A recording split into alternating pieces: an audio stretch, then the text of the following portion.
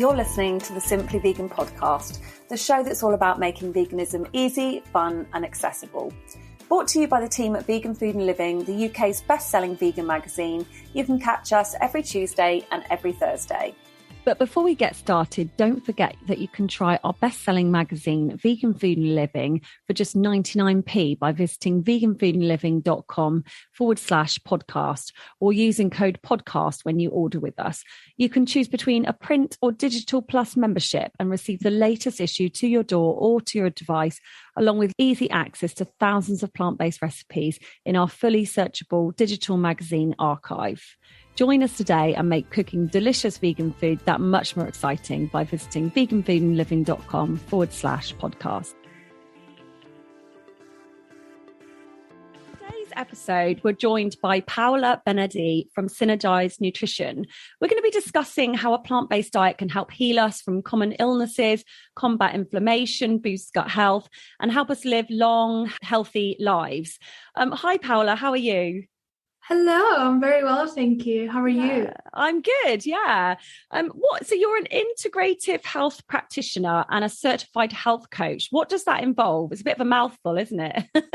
Yeah, so it's funny because my career really began in like the legal industry. So, I went to law school and I graduated from law school and I actually did pretty well. So, I graduated from a first class honors degree and all of that. And I was so committed to really going, for that corporate job and that nine to 5 job. I was so committed to that because honestly, it never occurred to me that you could do something that you loved and get paid for it. Yeah. I honestly thought that, that work had to be super boring and it had to be super hard.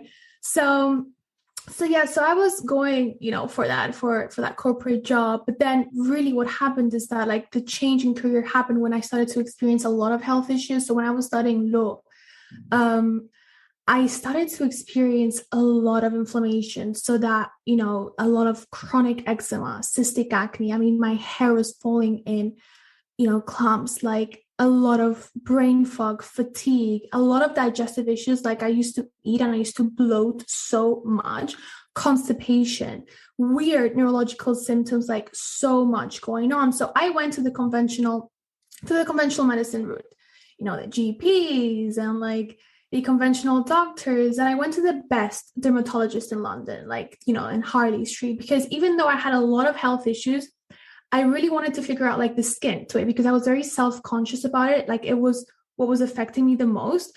So I went to that route and they were just prescribing me, antibiotics, birth control for my hormones. What else? Accutane, steroids, all of these things that I did take for some time because obviously I didn't know any better. But then what happened is that a few months later, I started to develop a lot of food intolerances, like a lot. I was literally living on 10 foods. I couldn't eat anything because I used to flare up significantly. So at that point, I kind of already knew like, okay, there's something going on. Like I'm not well, there's something going on at an internal level. And that is when I just quit conventional medicine because I wasn't getting anywhere. So that is when I started to kind of like explore natural medicine. And I started to read just a bunch of articles because I was just so desperate. I started to read a lot of nutrition-based books. I started to really like, okay, like what is going on? Like what is going on at an underlying root cause level? And I started to work with a lot of practitioners as well. So a lot of naturopaths, nutritional therapists, all of that. And yeah, I was getting better, but no one really had the answers for me because I used to get better, but then I would relapse and get better and relapse. But slowly I started to kind of like put the pieces together and I started to heal slowly. And that is when I truly developed a passion for natural health. So I was like, okay, like I've already accumulated a lot of knowledge, but I really want to take it to the next level. And I want to study this, like, like this is another world. Like, oh my God, like this is incredible. So I started studying integrative and functional medicine. And yeah, like, because I really wanted to share the message because I knew that there were just like so many people in my exact same position. And I was just so committed to share the message. Like I wanted to tell everybody, like, listen, whatever you're going through right now, whether that's a skin issue, a digestive imbalance, an autoimmune issue, thyroid disorders, weight gain, whatever it is, there is an underlying root cause to that. Like, you can figure it out, right? And fast forward to today, I run a functional medicine and integrative medicine practice that is 100% virtual. So that is super cool because it allows me to work with people all around the world, which is amazing. So it's truly like the dream job. And basically what it is that we address imbalances from an underlying root cause level. So for example, if someone has eczema or acne, your dermatologist or conventional medicine will give you the birth control or the steroids or the antibiotics or the Accutane. But what we do, we run functional medicine labs to uncover, okay, what are your toxicities? What are your nutrient deficiencies? And because there's a reason why, right? And we heal that from an underlying root cause level. So that is, basically it. What a story. I mean, thank God you didn't stay in law. How boring would that have been? Tell me about that. Thank God. Yeah. And we get all your knowledge now to help us kind of heal ourselves. But I mean, just listening to you then, I could think of a handful of people that I know who, have fibromyalgia, IBS, chronic fatigue, all these things that doctors kind of give you to kind of say, well, I think it's this. And then you go away and you're like, really? And a lot of the time I don't even believe that actually is the problem. Like you say, there are these underlying causes, often related to gut health and things like that. So it's a fascinating field, isn't it? So what is causing all these problems then? Do you think it's our modern way of life, all the processed food and the toxic chemicals that we're, cleaning with and everything else? 100%. I mean, I think that, in our modern lives, it's a combination of the poor food, the diet, the way of living, and the environmental toxins, in my opinion, because all of these things, they disturb the natural equilibrium of the body. And, it's not a coincidence that, by the year 2030, 1 in 2 people will get cancer at some point in their life. And that is just a crazy statistic, in my opinion. And, we know that the cancer rates are much higher in developed countries than in developing countries. So again, we know that there's a clear reason behind it. And it's not only isolated to cancer, as you said, it's fibromyalgia, it's IBS, it's a lot of chronic health issues that are on the rise, allergies, skin issues. And what I'm looking at mainly it always comes down to 2 things, in my opinion. So the first thing is, okay, how acidic is your body on the inside? And we know things that like red meat, right? Dairy, all of these things will cause a lot of acidity in the body. And that is going to create a lot of chronic inflammation because cancer cells, but also any sort of health condition, health issues, they thrive in an acidic environment. A lot of people think dairy is alkaline, but it's actually quite acidic in your body. But it's not only that, it's not only isolated to animal-based protein. It also comes a lot to like vegan-based diets, because a lot of people, when they make the shift to vegan diets, they don't do it properly. So they start to consume a lot of processed foods. So for example, let's look at these, fake meats that you buy in supermarkets, these frozen fake meats. I mean, you have a look at the ingredients on the bag, you're going to be just in shock. I mean, preservatives, so many artificial ingredients and so much sodium, like these things that are going to cause a lot of inflammation in the body. And then people are like, oh yeah, I tried the vegan diet, didn't work. Yeah, because you didn't try it properly. It's that, but also like things like vegan desserts. I mean, yes, they remove the dairy and the eggs, which thank God, because those are so inflammatory, but they replace it with things like a lot of sugar and thickeners and artificial ingredients. So we just need to be very careful, because these things are causing inflammation in our body. So I truly believe that a vegan diet can work for sure. And a plant-based diet, in my opinion, is an anti-inflammatory diet if you do it properly. Now, you need to make sure that you are supplementing with a good quality B12, that you are getting your omega-3s, that you are getting your vitamin D. You know, these are nutrient deficiencies that we see in a lot of people following a vegan-based diet, and it can be very detrimental, especially to children. And I can say that because I've seen it in my private practice. I work with so many clients that when I run lab tests, I'm like, you're so deficient.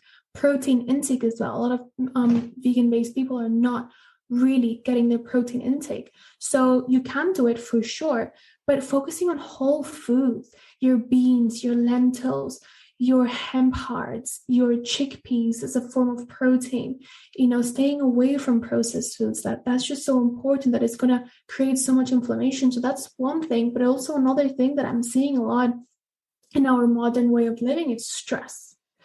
Because you cannot be in a disease-based state. You cannot have health issues unless obviously congenital-based issues, if there's no stress in the body. And don't get me wrong, like I'm not referring only to emotional stress, like work-life relationships. I'm referring to other forms of stress, and that includes gut issues, heavy metals, toxins, just all of these stressors that we're being constantly exposed to. So for example, when it comes to physiological stressors, you can overcome them by following, you know, certain protocols, by doing the things that you know are going to get rid of these things. But then emotional stress, like we need to be showing up every single day for ourselves. You know, you need to have a morning routine, you need to have an evening routine, you need to have some down time, get your 10,000 steps every day, which is, you know, a parasympathetic activity. So I always say, like, listen, we don't always get to control what's going on our outside environment, but we get to control what's going on the inside, on our inside environment. And that's all you need, right? It's all about your response to stress. So where would you start then? So say, you know, obviously it's different if you're not following a vegan diet at all, but a lot of our listeners will already be vegan. And, you know, like myself, I try to be as healthy as I can, but I'm busy. I've got children. I've got an annoying dog, you know, all these things like family issues and things going on, and working. And, you know, I don't always have time to be cooking everything from scratch and ensuring everything's kind of organic. And, you know, especially with price rises, you know, going through the roof. So what would you suggest? Where do we start? I think we need to start by removing. So if you are dealing with any sort of inflammation, we need to start with the removal process. A lot of people, they focus on adding. And I get a lot of people, they're like, so Paula, what is the best food for acne? What is the best food for psoriasis? What is the best? Like, there's no such thing.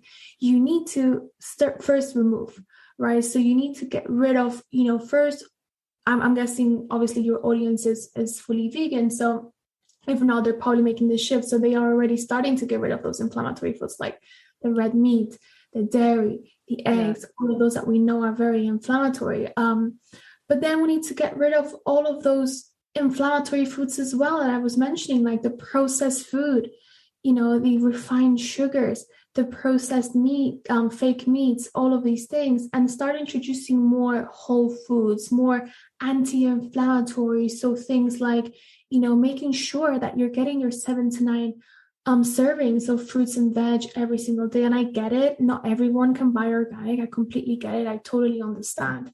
So what we do is, I've spoken about this on Instagram, but there's a list of foods, and they're called the clean 15 and dirty dozen. So if they're basically foods, like if it falls within the dirty dozen, don't buy them if they're not organic, because obviously they're just gonna be loaded with pesticides. So just don't buy it. So just stick to like the clean 15, because even if you buy conventional, it's not going to be as harmful. So you can you know, try and do that. And then if you really want to consume one of those foods that are in the dirty dozen, then just please try to buy organic, like strawberries, for example. Like if your strawberries are not organic, it's just not worth buying them in the first place because they're loaded with pesticides. So it's about having the education and then trying your best, honestly, trying your best. And anti-inflammatory foods like cruciferous vegetables, they are so important for detoxifying, like your cauliflower, your Brussels sprouts, your broccoli. All of those foods are so important. Getting your flax seeds, your chia seeds for omega-3s, for fiber as well, right? Making sure that you are getting your antioxidants from things like, your low glycemic fruits like blueberries, raspberries, cherries, your kiwi, all of that. And when it comes to time, I get it. Like I work with so many women that they are entrepreneurs, they're full-time moms, they full-time, like it's just so much. And they're like, how am I going to find the time to do this? And honestly, I always say simplicity. Don't overcomplicate yourself. Prep mealing, like honestly, is the best thing that you can do. Like take 45 minutes on a Sunday and prep meal. Do your meals for the week, and then you don't have to think about it. Always leave prepped food in the fridge, because I always say, like, listen, like if you don't leave anything ready, anything healthy in the fridge, what's going to happen is that you're going to get hungry at some point, and you're probably going to, get that unhealthy food, like, and that does not serve you, and then you're going to beat yourself up about it. So just be prepared, be organized, and simplicity. Like don't overcomplicate yourself. Yeah, I'm thinking of my daughter. She's vegan, and she's about to turn 16. And she looks in the fridge and she goes, "There's nothing to eat," and it's like, you're crazy. It's literally full of fruit and veg and I don't know, tofu, but she's lazy. She's a teenager. She doesn't want to start having to cook something or blend up a dip or, some hummus or something. So unless it is there, she's just going to reach for a packet of crisps or, a vegan chocolate bar or something. So yeah, that's a great tip. I need to. Yeah, for sure. Like, honestly, just do it ahead, prep meal. Yeah. Because I have no excuses. Yeah, exactly. I'll be like, there's a whole load of things prepared in there. When you talk about things like heavy metals and toxic load and things like that, what does that actually mean? Yeah, so that's another problem that we are, facing nowadays, because we are constantly being exposed to so many toxins every single day. I mean, so many man-made chemicals in our environment, and it could be things like heavy metals from our water, like aluminium, chlorine from our showers if you're not using a shower filter, pesticides from our foods that I was saying previously. What else? The antibiotics that are being overly prescribed, pollution, like all of these things. Cosmetics is a huge one. I mean, anything that you apply on your skin, I always say it's worse putting it on your skin, because if you put it on your skin, it goes directly to your bloodstream because it's absorbed through the pores. If you eat it, you're at least digesting it. But if you put it on your skin, you're absorbing that straight away. And we know that a lot of these chemicals, a lot of these cosmetics, they are just full of carcinogenic compounds, endocrine disruptors, just so bad. So what happens is that, one-time exposure, absolutely fine. Right. But over time, what happens is that your body is just becoming loaded with toxins. And then what happens is that the body begins to accumulate those toxins, and it puts it inside your fat cells. So that is your adipose tissue as a safety mechanism, in the sense that it does that to protect you, because it doesn't want these toxins just swimming around the bloodstream. So what it does is that it pulls these toxins inside your fat cells. But then the problem is that these fat cells, they begin to get swollen. So now it looks like you're holding to more body fat. Then now is when you start to gain that weight, right? And this is actually toxic water weight. It's not actually body fat. It's toxic water weight. So that's why we are seeing so many women, especially, that they're just struggling to lose their weight. And this is because their body is literally toxic. And this is not to scare anyone, because you can detoxify from this very easily. But it's just very important that you are aware of it, to minimize your exposure as much as possible, to buy the natural cosmetics as much as you can, to really share the message, and, just do everything that you can. Cookware, making sure that you're not using toxic cookware as well, like these non-stick pans that are so toxic is, and I don't expect people to do the shift overnight, because it can be very overwhelming. A lot of my clients are like, oh my God, it's just so much. And I'm like, listen, you're not supposed to do this overnight.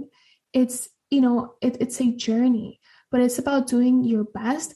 and detoxifying your body seasonally on a seasonal basis. That is what a lot of ancient based traditions used to do, like Ayurveda. They knew about this, that they were detoxifying every season because your body is being exposed to toxins. So you need to be constantly detoxifying your body. So how do you go about detoxifying the body? And it's nice to sort of visualize doing it each season. I like that because, you sort of think, oh, I don't know, when do I do it? And then you forget, and then you're like, oh, I must do a detox. What does that even mean? It's a minefield, isn't it? So I like the idea of kind of, after the summer, perhaps before autumn, you do, like, is it a cleanse? Should we be, how do we go about it? Yeah, 100%. I think it's really cool to do it as well, especially when you do it with your friends, when everyone in the household is doing it. And that's actually what happens in my practice. I have a mom that starts, doing her detox, and then suddenly her husband joins, and, her daughter joins, and it's super cool. But yeah, so basically, there are different ways that you can detoxify your body. But what I'm really talking about here is a functional medicine detox, because, water cleanses, like water fasts, juice cleanses, all of those are great, but they're not really activating phase 1 and phase 2 liver detoxification. So remember, I was telling you about, that the fat cells, they become loaded with toxins. Mm-hmm. So the only way to open those fat cells and get rid of those toxins and eliminate it through things like urine, sweat, through your stools, etc., is by activating phase 1 and phase 2 liver detoxification. And that is what a functional medicine detox is. So a lot of my clients and a lot of people in my community, they do something called a 21-day reset, which is basically a functional medicine detox. So it activates phase 1 and phase 2 liver detoxification. And we do that by following a specific nutrition guide, which is very anti-inflammatory, but also taking very specific supplements, because the supplements is what kind of activates that phase 1 and phase 2 liver detoxification. Because phase 1 is about the oxidation. It's about opening these fat cells and getting those toxins out. But if you don't activate phase 2, and these toxins are just going to be left in your bloodstream. So phase 2 is about the elimination.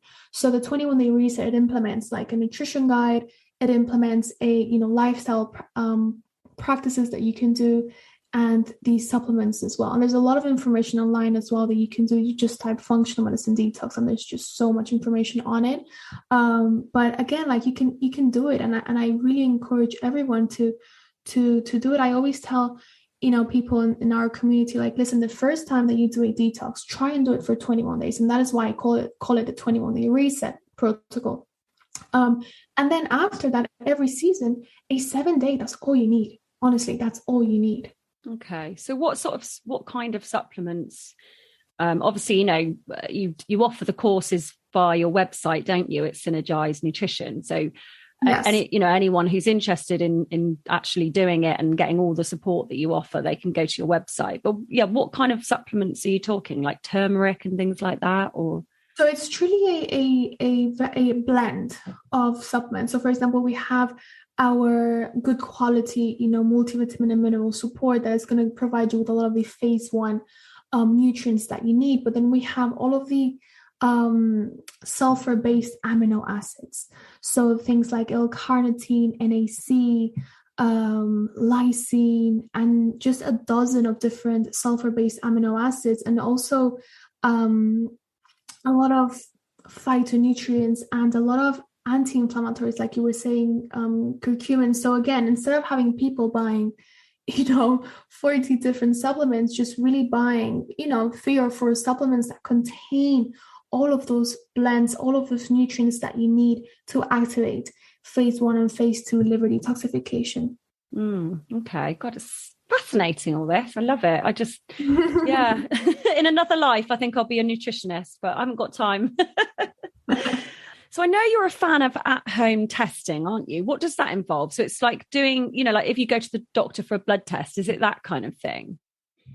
It's very different. So, blood tests, like conventional blood tests, what they do is that they are looking at the body from whether your body is on a diseased based state. So for example, you walk in, to your doctor's office and you run your blood work and they say, oh, your blood work is fine. And, a lot of the times you're like, oh, that's weird because I feel very sick.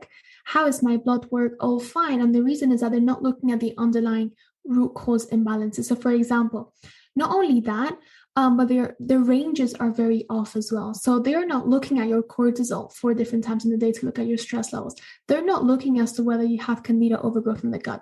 They're not looking as to whether you have, bacterial overgrowth like SIBO or parasites, or they're not looking at, okay, do you have heavy metals? What are your mineral imbalances like? They're not looking at that. Mm-hmm. They're waiting until you get to that disease-based state. So what we do in functional medicine, we're looking at the body from an underlying root cause level. So we're running things like urine tests that looks for candida overgrowth, bacterial overgrowth. It looks at your B vitamins. It looks at your vitamin C levels, your mitochondrial function, which is just so important. Your mitochondria is basically, they are your power cells in the body. They are what produce energy. And if your mitochondrial function is impaired, you're not going to have a lot of energy in your body. You're going to struggle. And we're also looking at hormonal imbalances. Like, doctors often look at estrogen and progesterone in isolation. They're not looking at estrogen dominance. And then we see a lot of women suffering from irregular periods, heavy periods, painful periods, hormonal acne, hair loss, just a lot of PMS symptoms, and they think that's normal. That's not normal. That's common. It's not normal. And the ranges are also off. So for example, if you go and you check your thyroid levels with your doctor, if they look at, for example, TSH, which is one of the most important markers for thyroid function, they allow TSH to go up to like a 4.2, which is crazy. Like they wait until it gets to that stage to diagnose you with an underactive thyroid. In functional medicine, our ranges for TSH is around 2.5, and then you see a lot of women walking around with a subclinical underactive thyroid. So they have the thinning hair, the constipation, the slow metabolism, the weight gain. They have the low mood, the cold hands and feet, all of these symptoms, and they don't know why. And, that's the problem with conventional medicine is that, I'm not against conventional medicine. Like, honestly, I think conventional medicine is great and we need it because, like, if I have an accident, like if I get into an accident, I don't want to look for my natural medicine, practitioner. I want to go to, to care. And like, I want those antibiotics. I want whatever, like save my life. But I'm sorry, but for chronic based issues, you're not getting well. No, I've seen it time and time again over the past, sort of 10 years really, with friends and family, constantly just getting nowhere and going back so many times. And the doctors just don't know, they're not experts in all these different fields, are they? They have obviously a lot of knowledge, but they are not, they're not trained in nutrition and things like this, and they don't have the resources and the time. So it's something I feel quite passionate about, actually. I agree, because like the problem with conventional medicine is that it's not their fault and they are not trying to harm anybody. They are just doing what they were taught in medical school. Right. But it's just, again, like the difference between naturopathy and conventional medicine is the same course. So I studied the same thing as conventional doctors. So the first 2 years is physiology, is biology, is anatomy, everything. But then after the 2 years, doctors then go to study pharmaceuticals. But then we go to study on natural medicine. How can we, rebalance the body on an underlying root cause level? And the really cool thing about this is that I actually created an exclusive ebook, like a free ebook for all listeners of a Simply Vegan podcast, so they can have a look. It's amazing. So it talks all about like functional medicine, like what labs you should be running based on your symptoms. It talks about like this morning cleanse drink that I highly recommend everyone to have in the morning, because it really helps, flush out the toxins in the morning, really help activate the lymphatic system, because it's super important, because the body accumulates toxins overnight. So in the morning, you need to cleanse, really flush out those toxins, and just so many resources. So we can link that up. But otherwise, you can go to synergize.info/simply vegan, and they can just download it for free. Amazing. Thank you so much. I could talk to you all afternoon. I'm definitely going to go and download that because funnily enough, I have just been to the doctors for a blood test because I've had a lot of stress. I mentioned my daughter, she's had a lot of anxiety and I've had an awful lot of stress this year and I've had sort of different symptoms and they've just done my blood test. And the thyroid is something that's flagged up. So I haven't spoken to the doctor yet, but I'm quite interested to see, God knows what's going on with that. I don't know. That's very interesting because if it flagged up in a conventional test, it means that it's really out of whack because for them to say something about a thyroid, like it really needs to be out of whack. Right. You know, and in terms of anxiety, obviously we know that it's very important for you to do your mindfulness practices, all of that, but we know that anxiety is highly linked with the gut because the gut and the brain, they are connected physically and chemically. Physically to the vagus nerve and chemically through neurotransmitters. And a lot of people don't realize, but a lot of the times anxiety is actually a gut issue. And the moment that you fix your gut, the moment that you get rid of the bacterial overgrowth, the candida overgrowth, you fix your leaky gut, you cannot fix a lot of people are like, oh, I'm just going to take a probiotic, but it doesn't work like that. And a probiotic can do more harm than good if you already have bacterial overgrowth. So there's always a reason why, so if you're going to get one thing out of this is that whatever you're going through, there's a reason for it. And if you depend on conventional medicine, you're just not going to get anywhere. Yeah, this is it. You end up going down all these different routes, don't you? And, especially with something like anxiety, because, it's got sort of treated like a mental health condition. But well, thank you so much, Paula. It's you've just got so much knowledge in that brain of yours. We'll go and download the e-guide and keep in touch. We'd definitely love to hear from you again. Amazing. Thank you so much, Holly. Thanks for listening, guys. Don't forget to like and subscribe and also share this episode if you think it might help anyone who does suffer from any of these conditions or even, skin problems or anything like that. Join us next week. We are going back to one episode a week and it's the start of our cookery series. Molly and I will be chatting to the Happy Pear all about really exciting new ways with veg.